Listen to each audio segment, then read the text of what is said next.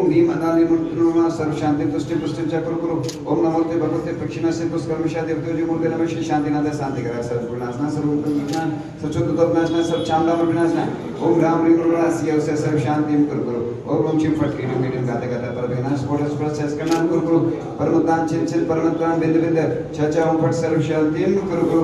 ओम ह्रीं शिव क्लीं मरमसी से अनादितेन मालिका ओम शिव शांति कुरु कुरु।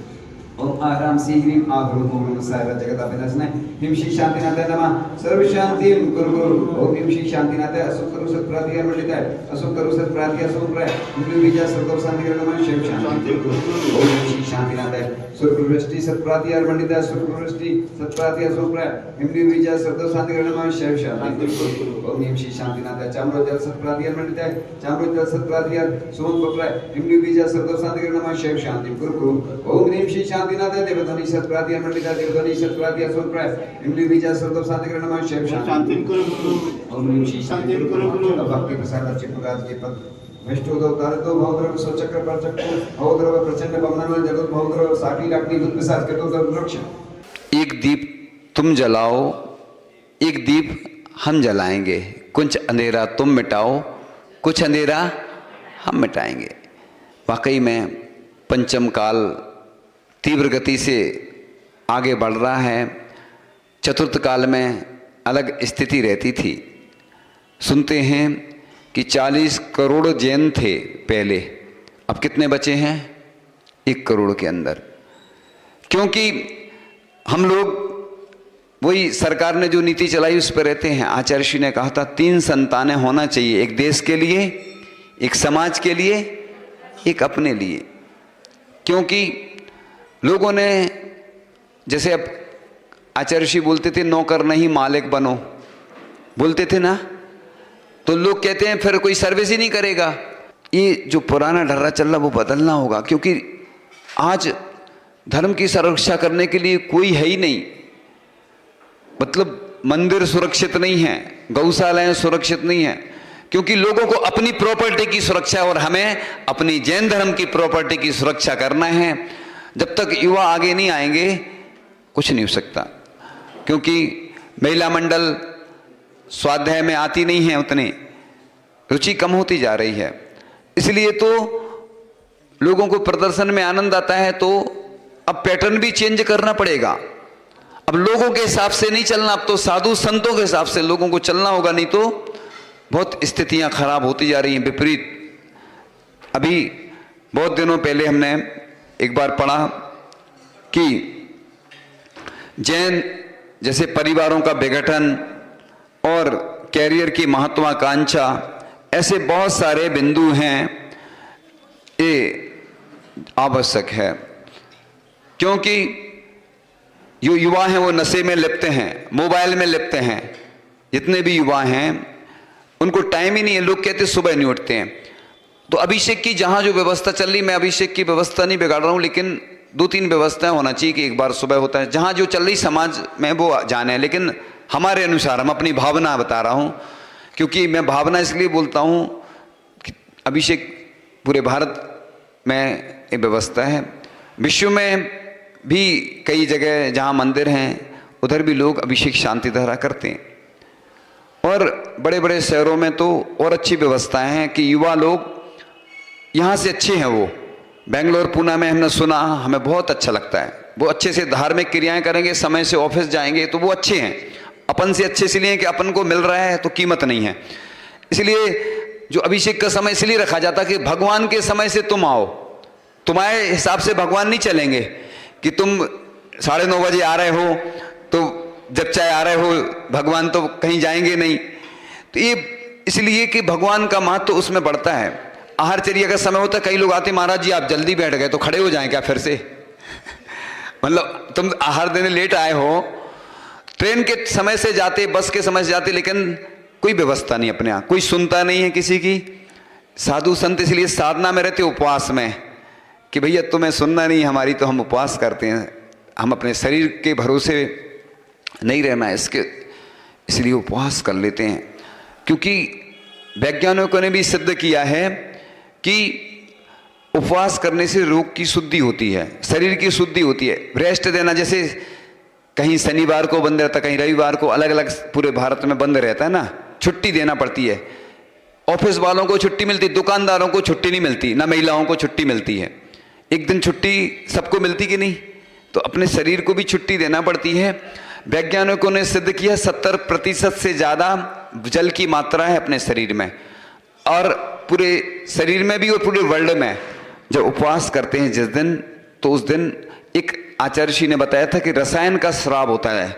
उससे क्या होता है कि जो शरीर में विकृतियां हैं वो दूर हो जाती हैं। और पहले शरीर अपना क्या करता है कि जिस दिन उपवास होता है तो विकृतियों को पचाता है। चक्की होती तो कुछ भी डालोगे ना, और जठराग्नि मंद हो जाती है। इसलिए पर्यूषण आता है ना, भद्र मास का है, उसको राजा का है। जितने महीने उनका राजा कौन सा है? भाद्र। तो 10 लक्षण पर्व आते हैं तो लोग उसी में उपवास करते, कोई 10 करेगा, है ना, अष्टानिका में भी करते हैं। दिगंबर जैन धर्म में सबसे ज्यादा उपवास की है। अन्य धर्मों में तो है, मैं किसी का निषेध नहीं कर रहा हूं, क्योंकि अपन अपने धर्म के बारे में बता सकते हैं, कौन क्या कर रहा है वो जाने। लेकिन दिगंबर जैन धर्म के अनुसार, चूंकि मेरी बात पूरे विश्व के लोग सुनते हैं इसलिए सबको बोल रहा हूं, किसी एक व्यक्ति को नहीं। तो बस आप लोग चाहे जिस धर्म के मानने वाले हैं, मैं दिगंबर धर्म के हिसाब से, दिगंबर जैन धर्म के हिसाब से बता रहा हूं कि दिगंबर जैन धर्म में उपवास निर्जल होता है या जल होता है, बाकी लिक्विड में जो कर लेते हैं। लेकिन अगर आपने कुछ खाया पिया तो वो एकासन कहलाएगा। इसलिए ऐसी गलती बिल्कुल नहीं करना। फिर आपको जो करना आप करें। मैं दिगंबर हूं तो किसके बारे में बोलूंगा? दिगंबर जैन धर्म।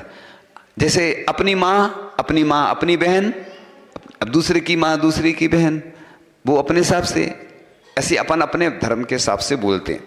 मैं किसी धर्म का ना तो निषेध करता हूं ना विरोध करता हूं, किसी व्यक्ति का भी विरोध नहीं करता हूं। मैं जो भी बताता हूं व्यापक रूप से बताता हूं। इसलिए लोग मुझे इंटरनेशनल बोलते हैं। आप जो भी बोलो, लेकिन मैं बताता हूं तो इंटरनेशनल, क्योंकि अब सब जगह सुनते हैं तो इसलिए इंटरनेशनल तो है ही। इसलिए मैं क्यों बोलूं कि नहीं हूं इंटरनेशनल? क्योंकि कोई लंदन में सुन रहा होगा, कोई सिंगापुर में सुन रहा होगा, कोई अमेरिका में सुन रहा होगा, पूरे देश विदेश में सुनते हैं, तो सबके लिए बोलते हैं। इसलिए क्योंकि मैं एक व्यक्ति को नहीं बोलता हूं कोई भी बात। इसलिए अपन को अपने जैन धर्म को सुरक्षित रखना है। पहले सुनो, नारी कर्तव्य परायणा होती थी, जो प्रतिदिन रात्रि के अंतिम पहर में सैया का परित्याग करके सास ससुर पति बच्चे ननद आदि के लिए पौष्टिक व विशुद्ध आहार चक्की से आटा पीसती थी। ये पहले की बताया जा रहा है।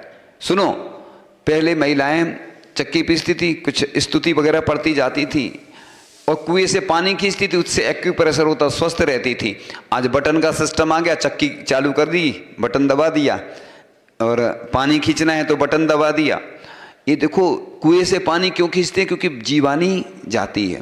और पूरे भारत के लिए मैं एक बात बोल रहा हूं, क्योंकि अपन लोग पानी छानते नहीं ढंग से, उसकी प्रक्रिया सबको बताना चाहिए और पाठशालाओं में सिखाना चाहिए, और हम भी बताएंगे। अभी तो प्रसंग हमारा दूसरा चल रहा। हमारे पास विषय की कमी नहीं है, बस 2 चीज़ों की, एक लोग नहीं सुनते हैं, लोगों की कमी है, और दूसरी समय की कमी। बस बाकी तो हमारे पास सब है। खूब दिया है प्रभु ने, गुरु ने, जिनवाणी ने, जो भी दिया है सब प्रभु देव शास्त्रगुरु नव देवताओं की कृपा से खूब भरपूर है। बस जितना समय मिला है, और आगे तो आपको मालूम है कि समय नहीं मिलना है, सबको मालूम है, वो बार बार नहीं बताते हैं, क्योंकि पूरे देश में खबर है कि महाराज जी को कहाँ जाना है। बस और कहाँ आप जाएं भैया? पारस की डगर में जाना है, और पारस प्रभु से। इसलिए बार बार बोलते हैं कि लोग हमारे पास आते हैं, किसी ने, महिला ने कहा छत्र चढ़ाना है भगवान के, क्या? तो हमने कहा वो अलग से बात आएंगे। एक व्यक्ति बोले कि महाराज जी सबकी भावना जुड़ती है, उससे सबका सहयोग लेना चाहिए। तो हम तो पहले से ही रहते, लेकिन हम कैसे निर्णय लें? मैं तो आज भगवान से यही प्रार्थना करके आया सुबह से कि हे भगवान, इन सबको सद्बुद्धि दो, सब हमारा जैन धर्म सुरक्षित रहे। हमारे गुरुजी ने जितने वर्ष रहे बहुत मेहनत की, वाकई में 1 लाख किलोमीटर बिहार किया और सबको दिया। उनने लिया कम, दिया ज्यादा। अब मैं उनका शिष्य हूं तो मेरा भी कर्तव्य है कि उनकी परंपरा को मुझे सुरक्षित रखना है। उनने दिगंबर जैन धर्म को जो गौरव प्रदान किया, मुकुट, जैसे मुकुट सप्तमी कहते हैं ना, ऐसे आचार्य श्री ने इतना बिहार की, इतनी त्याग तपस्या की कि सबको मालूम है, पूरी दुनिया जानती है। और उनके बारे में तो मैंने कितने बार गुणगान किया, लेकिन अभी मैं देश की समस्या के बारे में चर्चा करता हूँ। आज बहुत सारी समस्याएं हैं कि हम इतने सारे जैन थे और कम क्यों होते चले जा रहे हैं, और उसमें भी अल्पसंख्यक हैं और मंदिरों से दूर भाग रहे हैं, स्वाध्याय से दूर भाग रहे हैं, आहारचर्या से दूर भाग रहे हैं, स्वाध्याय से दूर भाग रहे हैं। देखो, अभी हम पढ़ रहे थे कि पहले हमारे मंदिरों को नष्ट किया गया। सोचो, आपने देखा होगा वेदी के नीचे जो पोली वेदी रहती थी, पहले क्यों रहती थी? क्योंकि सुरक्षित रखना है, भगवान को आते थे वो नष्ट कर देते थे।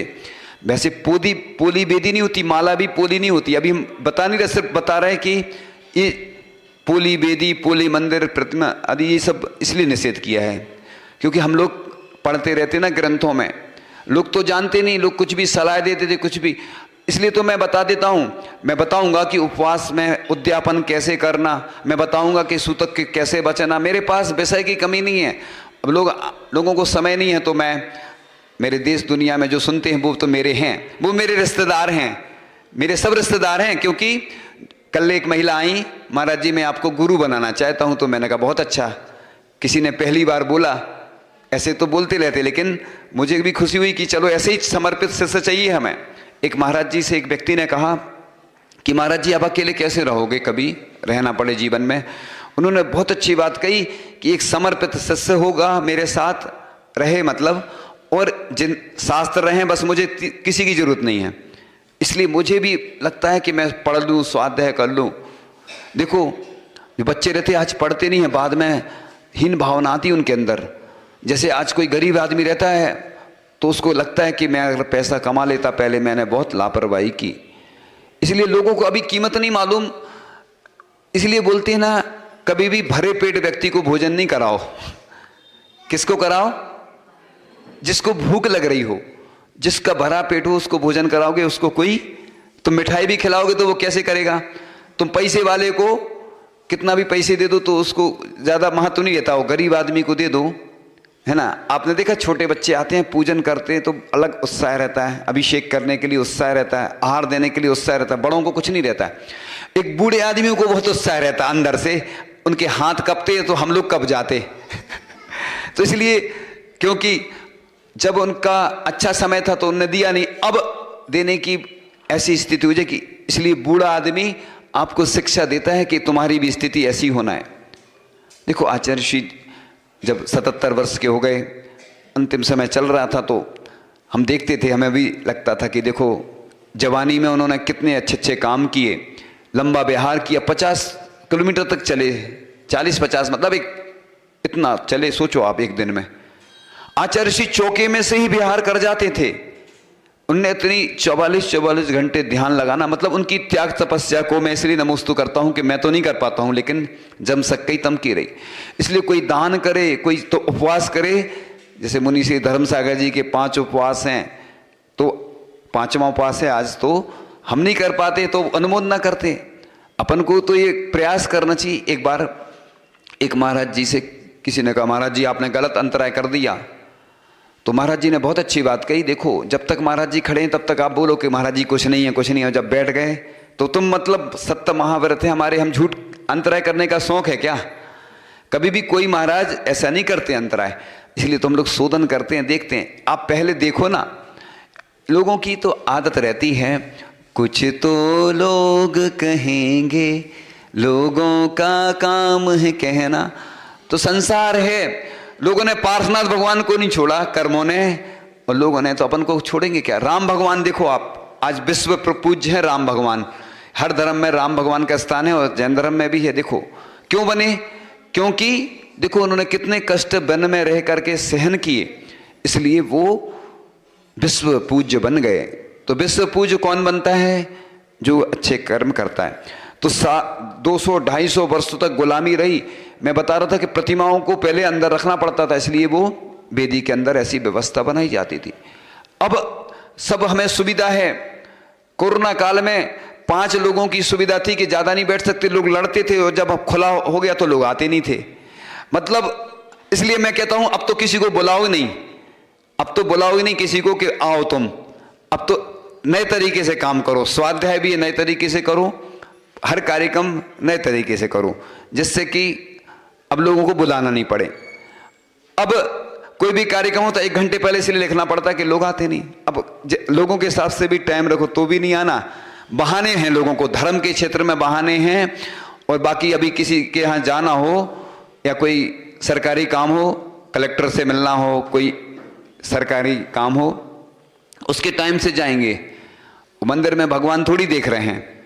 इसलिए मैंने बोला था ना कि मैं उन व्यक्ति का सम्मान जरूर करवाऊंगा जो पूरी कक्षाओं में आएंगे, जो विशेष कार्य करेंगे। इस बार विशिष्ट चतुर्मास है तो विशिष्ट ही होना है, हम लोगों के हिसाब से नहीं चलना। पुराने ढर्रे छोड़ दो, तुम्हारी पुरानी परंपराएं, पुराने ढर्रे। मैं हर काम गौरव के साथ करता हूं और मैंने बार बार बोला है कि अपने जैन धर्म का गौरव बढ़ाना है अपन को। समाज के गौरव होते ना, तो भगवान का गौरव तभी बढ़ता है जब हम समय से आएंगे। तुम बच्चों को देखा जरूर करो क्या करते हैं वो रात में, है ना, तो समझ में आ जाएगा तुम्हें, फिर पता चलेगा कि क्या हो रहा है। अब फिर आपको असलियत मालूम चलेगी कि क्या हो रहा है। हम नहीं बोल रहे, मैंने एक बार प्रवचन में बोल दिया तो एक लड़का आया, महाराज जी ऐसा नहीं बोला करो। हम क्या करें, अब हम किसी की बुराई तो कर नहीं रहे।